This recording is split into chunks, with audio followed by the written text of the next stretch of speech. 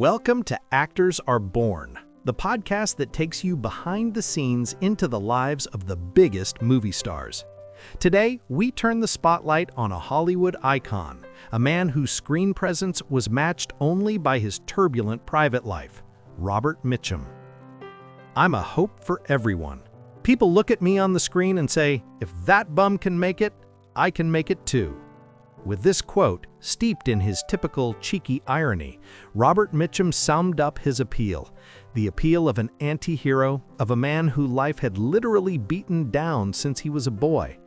Born in Bridgeport, Connecticut on August 6, 1917, Robert Charles Derman Mitchum had a far from easy childhood. Fatherless at just 2 years old, he grew up amidst brawls and mischief, to the point of being expelled from school for fighting with the principal. At 14, in the midst of the Great Depression, he left everything behind and began to travel across the United States, hopping on freight trains and embarking on a series of humble and strenuous jobs: coal miner, longshoreman, and even a professional boxer.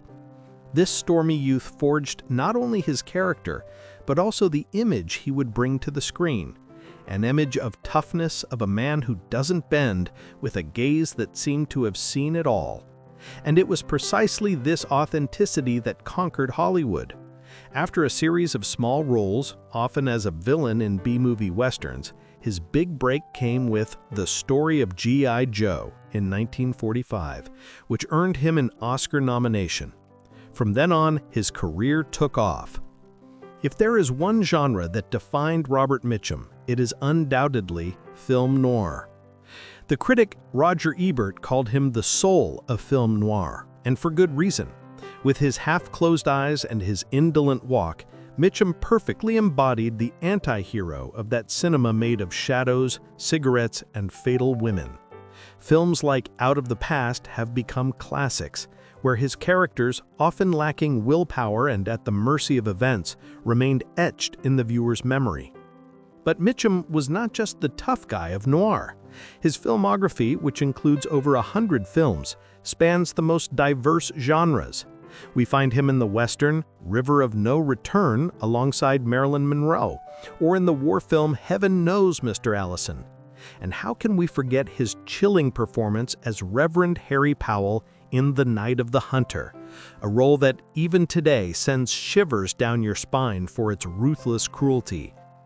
In the 1960s, he gave us another memorable villain, Max Cady in Cape Fear, a character so iconic that Martin Scorsese would pay him homage in his 1991 remake, giving Mitchum a cameo. But who was Robert Mitchum off the set? A complex man full of contradictions.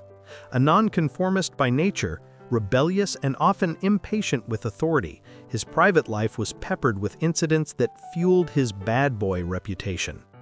His 1948 arrest for marijuana possession was famous, a scandal that paradoxically only increased his popularity. Mitchum was known for his irreverence and his scathing humor. Once, when a journalist asked him if he intended to change anything in his career after so many years, he answered serenely that the only thing he changed regularly was his underwear.